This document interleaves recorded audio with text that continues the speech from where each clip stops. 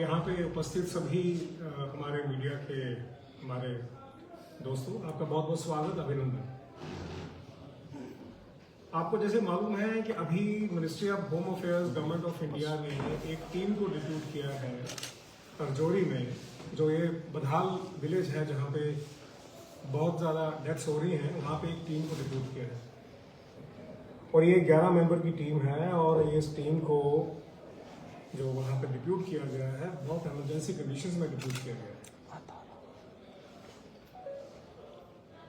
एक बात हमें समझनी होगी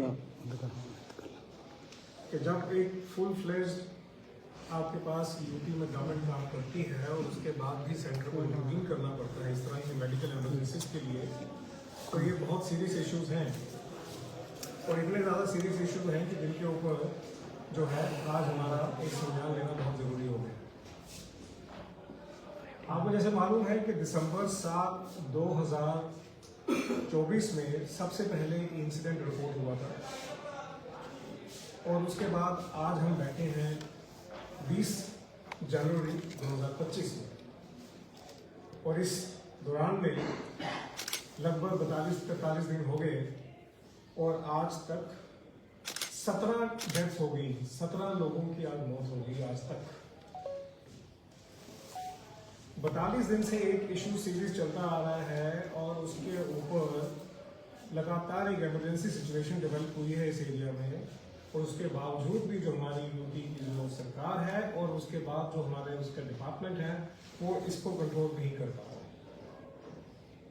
और एक बहुत बड़ी जो सिचुएशन आज उभर के आ रही वो ये है कि एक एरिया में अगर कंट्रोल नहीं होगा, ये जंगल के आग की तरह फैल जाएगी और इसको फिर हम कंट्रोल नहीं कर पाएंगे, ये स्टेट में भी फैल सकती है। सवाल ये है कि हमारे पास एक फुल फ्लैश जब डिपार्टमेंट है तो वो अपने क्या वो इतने इनकॉम्पिटेंट है कि वो क्या नहीं कंट्रोल कर सकते, क्या इसके बारे में नहीं कर सकते? हमें सेंट्रल को इंटरवीन करना पड़ता है आज छोटी छोटी बात के लिए। तो सवाल सिर्फ ये है कि जब ये लोग सीरियसली किसी सिचुएशन पे काम नहीं करेंगे तो सेंटर को इंटरवीन करना होगा, क्योंकि हम अपने माननीय जो हमारे सिटीजन हैं उनको किसी की मर्जी पे नहीं छोड़ते हैं। ये जो रीजनल इंस्टेबिलिटी, रीजनल जो एक इनसेंसिटिविटी है, ये हमें बीजेपी को एक्सेप्टेबल नहीं है। हम बीजेपी जो है किसी भी हालत में किसी भी कीमत पे ये रीजनल इनसेंसिटिविटी को टॉलरेट नहीं करेंगे। और अगर हमें लगता है कि ये रीजनल जो है इनसेंसिटिविटी की वजह से लोग सफर कर रहे हैं और अगर हमें लगता है कि इस इनसेंसिटिविटी की वजह से सिस्टम जो है प्रॉपर नहीं हो रहा, लोगों को प्रॉपर न्याय नहीं मिल रहा, लोगों को हेल्थ केयर नहीं मिल रही, तो उसके लिए हमें किसी भी हद तक जाना पड़ेगा, हम जाए। और उसका पहला जो सबूत है और पहला उसका जो एग्जाम्पल है कि हमने सेंटर से गुहार लगाई कि यहाँ पे सिचुएशन बहुत इमरजेंसी सिचुएशन है, आप इसमें इंटरवीन करें। और इंटरवीन करने का नतीजा ये हुआ कि 11 मेंबर टीम जो है मिनिस्ट्री ऑफ होम अफेयर्स ने दिल्ली से रिक्रूट की, जो कल शाम को वहाँ पहुंची इसके ऊपर संज्ञान लेने के लिए कि क्या हुआ कि 42 दिन में ये इशू आज तक सेटल नहीं हुआ। क्या हुआ कि लगातार डेथ्स हो रही, कल रात को एक जो 17 डेथ हुई कल रात को हुई, इसका मतलब ये सिलसिला चला रहा है। अब सवाल ये है कि ये जो गवर्नेंस मॉडल है, जिस मॉडल के ऊपर ये काम कर रही है यूपी की गवर्नमेंट, ये गवर्नेंस मॉडल जो है ये शायद उनको मालूम होगा कि वो किस तरह से इस गवर्नेंस मॉडल को चला रहे हैं। और अगर इस गवर्नेंस मॉडल का मतलब ये है कि आप एक रीजन को इग्नोर कर सकते हैं या आप उसकी सेंसिटिविटी को समझ नहीं सकते हैं, तो हमें बीजेपी को इसके बारे में, जो जैसे मैंने कहा पहले कि हम इसके बारे में बहुत सीरियस संज्ञान लेते हैं। अब देखिए, प्रॉब्लम ये है कि इतना बड़ा एक इशू हो गया, इतनी सीरियसनेस हो गई, 17 मौतें हो गई, उसके बाद भी सीएम साहब जो है वहां पे नहीं गए। क्या आपको लगता है कि ये एक छोटा इशू है? क्या आपको लगता है ये अलार्मिंग इशू नहीं है? क्या आपको लगता है कि इस इशू में क्या इतनी गहराई नहीं है कि सीएम साहब जाके वहां खुद देखें? और जब सीएम साहब सीरियस नहीं है, जब सीएम साहब जो है वो खुद इसके बारे में प्रॉपरली सीरियस नहीं होते, तो उनकी टीम भी सीरियस नहीं होती। और वही आज रिजल्ट है कि सब कुछ होने के बावजूद भी, सब कुछ सिस्टम होने के बाद भी, पूरे रिसोर्सेज होने के बाद भी, पूरी गवर्नमेंट होने के बाद भी सेंटर को इंटरवीन करना, ये एक अच्छा गवर्नेंस मॉडल नहीं है। इस गवर्नेंस मॉडल से हम अचीव नहीं कर सकते जो एक ऑर्डर से डेवलपमेंट अचीव होनी चाहिए, ये पॉसिबल नहीं है। सीएम साहब को समझना होगा कि अगर इस तरह के सीरियस इशू है तो as a team leader, as a head of the state, as a head of the UT, he should be there. उनको वहां होना चाहिए, उनको वहां अपनी टीम को लीड करना चाहिए, उनको वहां पे अपनी टीम को जो है एक डायरेक्शन देनी चाहिए। ये डायरेक्शनलेस सिस्टम चल रहा आ रहा है, डायरेक्शनलेस टीम काम करती है। और सीएम साहब को इस बात के बारे में पूरी तरह संज्ञान होना चाहिए। हम आज भारतीय जनता पार्टी के अपने एक ऑफिस से आज कहना चाह रहे हैं इस गवर्नमेंट को कि आप यहाँ तो सीरियस हो जाइए, लोगों के जो इश्यूज हैं उनको आप सीरियसली लें। और अगर आपको लगता है कि आप इस तरह की रीजनल जो है इनसेंसिटिविटीज को कैरी ऑन करना चाहते हैं तो हम आज बता देना चाहते हैं अपने प्लेटफॉर्म से, बीजेपी के यहाँ से, कि हम इसको नहीं करने देंगे, एक्सेप्टेबल नहीं है हमें किसी भी कीमत पर। और अगर सेंटर को ही इंटरव्यू करना है हर इशू के लिए, अगर सेंटर को ही अपने टीम को भेजना है तो फिर आप अपना यहाँ का जो गवर्नेंस मॉडल है उसको दुरुस्त करें। आपको जो यहाँ का गवर्नेंस मॉडल है उसको ठीक करें। सरकार में आने का मतलब ये नहीं है कि आप सरकार की जो बेसिक रिस्पॉन्सिबिलिटीज हैं या सरकार का जो बेसिक दायित्व है उसको आप ना निभाएं। आपको सरकार की रिस्पॉन्सिबिलिटी निभानी होगी। आपको जो दायित्व लोगों ने आपको दिया है आपको वो करना होगा।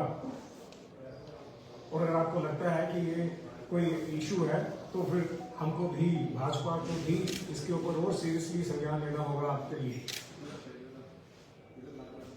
और अगर कुछ भी होता है सीरियस इससे ज्यादा तो एनसी गवर्नमेंट टोटली रिस्पॉन्सिबल होगी। एनसी गवर्नमेंट पूरी तरह जिम्मेवार होगी इन सब चीजों के लिए। एनसी गवर्नमेंट को समझना होगा कि 42 दिन हो गए और 42 दिन में आज तक उनसे सिचुएशन कंट्रोल नहीं हो रही, लगातार डेथ्स हो जा रही है और एक रात पूरी। और एनसी गवर्नमेंट भी पूरी तरह 100% रिस्पॉन्सिबल होगी इसके लिए। और अगर आपके कोलिशन पार्टनर हैं, अगर आपको लगता है कि आपकी जो इनसाइड फाइटिंग है, अगर आपको लगता है कि आप जो है कंट्रोल नहीं कर पा रहे हैं आप उसमें, आपको लगता है कि आपके नैरेटिव बिल्ड नहीं हो रहे हैं, आप लोगों का कोलिशन ठीक नहीं चल रहा, तो वो एक डिफरेंट इशू है। पर वो कोलिशन जो है वो नहीं चल सकता। लोगों की एक जो उनकी रिक्वायरमेंट्स हैं वो कोलिशन नहीं काम कर सकता। अगर नहीं काम करता कोलिशन ना काम करे, but it can not be at the cost of citizens. लोगों की कॉस्ट पे इस कोलिशन नहीं चल सकता ऐसे। आपकी जो इन फाइटिंग है, आपकी जो कोलिशन की इन फाइटिंग है, आप उसको अपने लेवल पे सुलझाएं। और उसको आप जब आप पब्लिक में लेके आते हैं तो that directly indirectly impacts and affects the people. And that's the result today जो आज आप देख रहे हैं जोड़ी में, बदहाल विलेज में जो हो रहा है, उसी का डायरेक्ट इंपैक्ट है कि आपकी सारे से ज्यादा जो आपकी कॉन्सेंट्रेशन है, सारे से ज्यादा जो आपका फोकस है, सारे से ज्यादा जो आपकी एक आपका ध्यान जाता है वो ध्यान इन्हीं चीजों में चला जाता है। और जहां पे आपका ध्यान जाना चाहिए वहां पे ध्यान नहीं जाता आपका।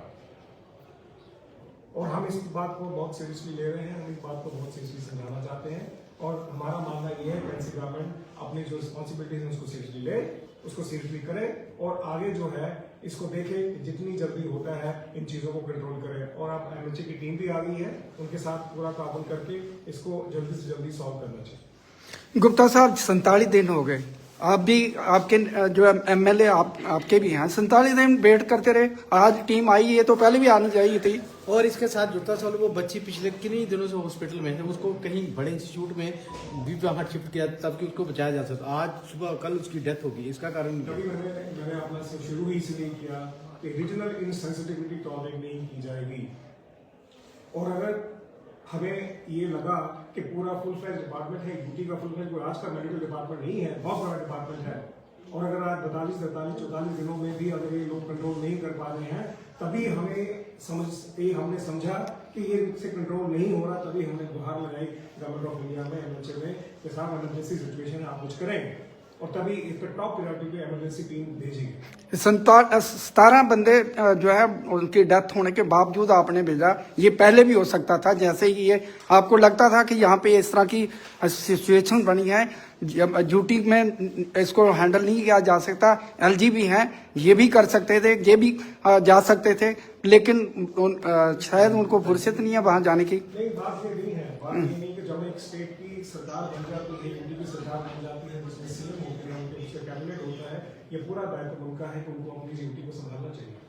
और अगर वो यूटी को नहीं संभाल पा रहे हैं, और हमारा मानना ये है कि जहाँ पे फुल फ्लेज एक मेडिकल डिपार्टमेंट है, हजारों हिसाब से डॉक्टर हैं, हॉस्पिटल है, पूरा रिसोर्सेज है, करोड़ों रुपया जो है बजट आता है, उसके बावजूद भी अगर आप चीजों को नहीं समझते और अगर आप नहीं कर पाते हैं तो हमें इनिशियली हमारा मानना ये था कि स्टेट गवर्नमेंट जो है यूटी गवर्नमेंट उसको कंट्रोल करना चाहिए। यूटी को हैंडल एलजी साहब कर रहे हैं ना, यूटी को हैंडल कौन कर रहा है? एलजी प्रशासन कर रहा है ना। एलजी साहब मेडिकल डिपार्टमेंट एलजी साहब जो है हेड तो वही है ना। एलजी साहब जो है हेड वहां पे होंगे, पर एलजी साहब जो है प्लीज आप अंडरस्टैंड करें कि ये जो डिपार्टमेंट है डायरेक्टली सीएम के अंदर है। ये जो डायरेक्टली जो है सीएम के अंदर है, सीएम का कैबिनेट का मंत्री है और जो उसके हेल्थ मिनिस्टर है। हमारा कहना ये है कि अगर ये ठीक हो रहा होता तो आप मुझे बताइए क्या जरूरत थी वहां से इमरजेंसी टीम को आने की। 11 मेंबर टीम को एक इमरजेंसी में एसओएस बेसिस पे भेजा गया, इसलिए भेजा गया कि हमें लगना शुरू हुआ कि ये लोग जो हैं अपने बाकी मुद्दों के ऊपर आपस में लड़ाई करते जा रहे हैं, पोलिटिशियन पार्टनर्स हैं, and they are not serious towards handling the situation which is a great situation. It's a very emergency. सरकार के बहुत सारे मंत्री वहां गए हैं, पहुंचे हैं, उस जगह पे पहुंचे हैं, उस सिचुएशन को हर तरीके से हैंडल करने की कोशिश की है, लेकिन ये इसको सियासी मुद्दा बनाने की बजाय यहाँ पे जो मौतें हो रही हैं उसके ऊपर फोकस होना चाहिए। सीएम साहब क्यों नहीं गए वहां पे? टीम लीडर थे, उनको वहां जाना चाहिए था, उनको वहां जाके देखना चाहिए। एलजी को भी वहां जाना चाहिए था। मैंने आपको जैसे पहले कहा, ये डिपार्टमेंट जो है सीएम को जब इलेक्टेड गवर्नमेंट हो जाती है, सीएम का एक डायरेक्ट दायित्व होता है उसके ऊपर, उसके कैबिनेट मंत्री है वो, और उसको वहां पे सीएम को जाना चाहिए था, वहां पे जाके देखना चाहिए था कि इशू क्यों हैंडल नहीं होता था। ठीक है, जब उनसे नहीं हैंडल हुआ, आज हमने, हमारा मानना ये है कि क्या हम अपनी रिस्पॉन्सिबिलिटी से पीछे हुए? हम नहीं हुए पीछे। हमको लगा जहाँ पे जरूरत है हमने इमीडिएटली इंटरवीन किया, इंटरवीन करके हमने जो एक्शन लेना था। ओके, धन्यवाद।